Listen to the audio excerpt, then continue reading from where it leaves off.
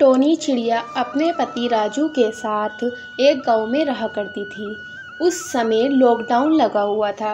राजू जमींदार के यहाँ काम करता है।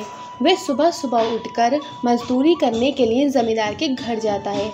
जमींदार की पत्नी राजू को अपने पास बुलाती है और कहती है, राजू, तुम्हें तो पता है ना जमींदार जी की कितनी हालत ख़राब है और इस समय लॉकडाउन भी लगा हुआ है। हमारे पास अभी इतने पैसे नहीं हैं कि हम मज़दूरों को दे सकें, तो अभी हमें मज़दूरों की ज़रूरत नहीं है। ये आप क्या कह रही हैं मालकिन? अगर आप मुझे काम से निकाल देंगी तो मेरे बच्चे भूखे मर जाएंगे। मैं समझती हूँ राजू, लेकिन मैं क्या कर सकती हूँ? इस समय हमारे पास इतने पैसे नहीं हैं कि हम मज़दूरों को दे सकें। हमें ज़रूरत होगी तो हम तुम्हें बुला लेंगे। पर मालकिन, ये कहकर वहाँ से जमींदार की बीवी चली जाती है। फिर राजू उदास मन हो जाता है और उदास मन से अपने घर आता है। उसे देखकर टोनी कहती है, अरे आप इतनी जल्दी कैसे आ गए? आज तो आप बहुत जल्दी आ गए। जमींदार की पत्नी ने मुझे काम से निकाल दिया है। अब मुझे समझ नहीं आ रहा है कि हमारे घर का खर्चा कैसे चलेगा। आप परेशान मत होइए, हम कुछ ना कुछ कर लेंगे। तुम्हें समझ भी आ रहा है मैं क्या कह रहा हूँ? उन्होंने मुझे काम से निकाल दिया है। मुझे बहुत ज़्यादा टेंशन हो रही है कि अब घर का खर्चा कैसे चलेगा। अरे मैंने आपको चिकन बिरयानी पैक कर दी थी, क्या आपने वो खाई? तुम्हें चिकन बिरयानी की पड़ी है? यहाँ मेरी जॉब चली गई है।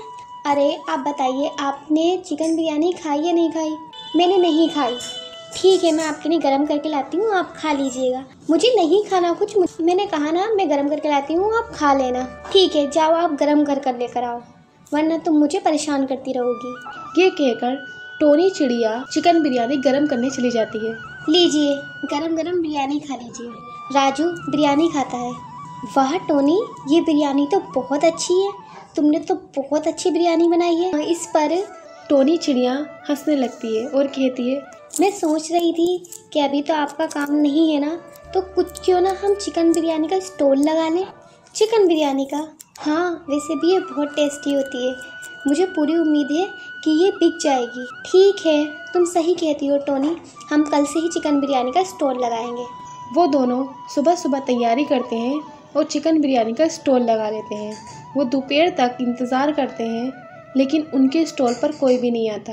टोनी, मुझे नहीं लगता कि कोई आएगा। आप फिक्र मत कीजिए, अभी तो दोपहर ही हुई है ना, अभी तो शाम बाकी है। मुझे पूरा यकीन है कि हमारी बिरयानी बिक जाएगी। उधर सामने काली कौवी भी स्टॉल लगाए हुए होती है। वो हंसती है उन्हें देखकर कि हाँ पर तो चिकन बिरयानी मैं बेचती हूँ और यहाँ पर सब मेरी चिकन बिरयानी खाते हैं। तुम चिकन बिरयानी लगाओगी तो तुम्हें क्या लगा तुम्हारी चिकन बिरयानी बिक जाएगी? तुम गलत सोच रही हो। इतने में ही उनकी दुकान पर कुछ ग्राहक आते हैं और उनसे चिकन बिरयानी मांगते हैं।